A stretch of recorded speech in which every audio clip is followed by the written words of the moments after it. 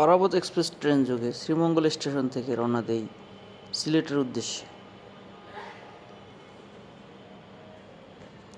পথিমধ্যে সবুজ পথ প্রান্তর, লাউয়াছড়া বন, বিভিন্ন চা বাগান পেরিয়ে আমরা পৌঁছাই সিলেটে।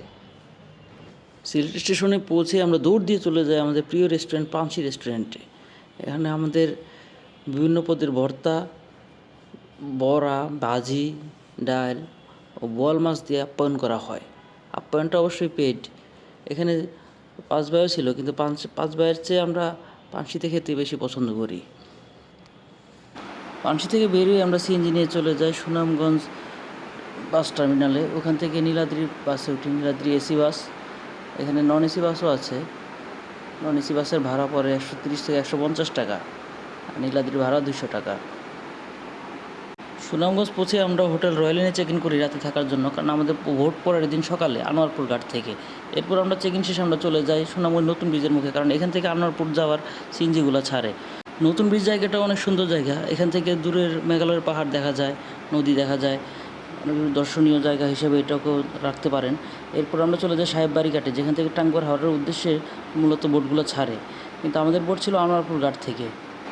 সুনামগঞ্জ থেকে আনোয়ারপুর সিএনজিতে যেতে সময় লাগে 45 মিনিট, আর যদি আপনি বোটে যান তাহলে সেক্ষেত্রে সময় লাগবে 3 ঘন্টা। যেই ঘাট থেকেই যান খরচ অলমোস্ট সেমই।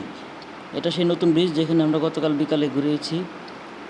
এখান থেকেই আমরা সিএনজি রিজার্ভ নিয়ে আনোয়ারপুরের উদ্দেশ্যে রওনা দিয়েছি।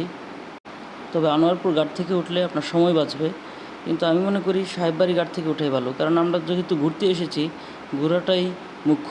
এখানে 3 ঘন্টার নৌকা জার্নিটাও কিন্তু কম আনন্দদায়ক নয়। গতবারও আমি যখন গিয়েছিলাম তখন সুনামগঞ্জ থেকে গিয়েছিলাম এবং এই নদীপথটা খুব এনজয় করেছি। বোট মালিকেরা খরচ বাঁচানোর জন্য এখন মূলত আনোয়ারপুর ঘাট থেকে যেতে যাচ্ছে। আমি মনে করি যারা সিলেট শ্রীমঙ্গল থেকে যাবেন তাদের আনোয়ারপুর ঘাটই বেস্ট হবে, আর যারা ঢাকা থেকে যাবে তাদের জন্য সাহেববাড়ি ঘাট বেস্ট। এর মধ্যে আমরা চলে এলাম আনোয়ারপুর ঘাটে। এখানে বিভিন্ন কোয়ালিটির বোটগুলো নোঙ্গর করা আছে। আমাদের বোটটা তখনও আসেনি, কারণ আমাদের বোটটা তখনও নাকি তাদের যাত্রী নামায়নি, যাত্রী নিয়ে ট্রিপে ছিল, আমাদেরকে একটু ওয়েট করার জন্য বলছিল। ঘুরতে আসার আনন্দে দেখেন নিকট্ট খুশি, দাঁত মুখ খিচিয়ে তার আনন্দের বহিঃপ্রকাশ করলো। আমরা এখানে অপেক্ষা করছিলাম। আমাদের বোটটা আসে প্রায় আধা ঘন্টা পরে। আমাদের বোটের নাম ছিল সিনথিয়াস ওয়াটার পোয়েট্রি। মোটামুটি প্রিমিয়াম মানের বোট, কারণ এই বোটে এসি ছিল রুমগুলোতে। এসি বোটেরগুলোতে একটু খরচ আপনার বেশি হবে। এটা ছিল আমাদের বোটের লবির পাটাতনের তক্তাগুলো খটখট করে শব্দ করতো মানুষ হাঁটাহাঁটি করলে। একটা প্রিমিয়াম বোট হিসেবে যে পরিমাণ ভাড়া তারা নিয়েছে সে তুলনায় সার্ভিস মোটামুটি খারাপই ছিল। খাবারের মান ছিল এভারেজ। এছাড়া স্টাফদেরও বোট একটু ভালো ছিল।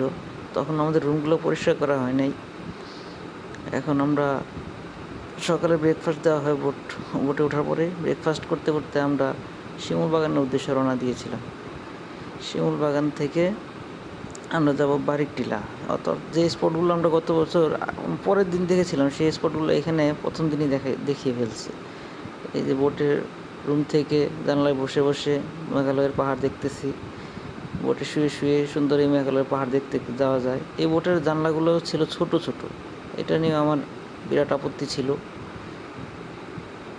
এখানে মেঘালয়ের পাহাড়ের অপরূপ সৌন্দর্য, যেদিকে যাবেন সেদিকেই শুধু সৌন্দর্য আর সৌন্দর্য। আমরা চলে আসি শিমুল বাগানে। শিমুল বাগানের প্রবেশ ফি ছিল 50 টাকা করে জনপ্রতি। এই শিমুল বাগানের মধ্যে এই চেয়ার সিটিং সার্ভিসটা আগে ছিল না, বসার জায়গাগুলো এগুলো গত বছর দেখছিলাম ছিল না, এবছর দেখি নতুন করছে, সুন্দর লাগছিল। শিমুল বাগানের মধ্যে আমরা হাঁটতেছিলাম আর আমি কুত্তার মতো গান গাইতেছিলাম। শুনতে শুনতে গান গাইতে গাইতে বাগানের অপর প্রান্তে চলে আসলাম, যেখানে বসে মেঘালয়ের সুন্দর পাহাড়গুলো দেখা যায়।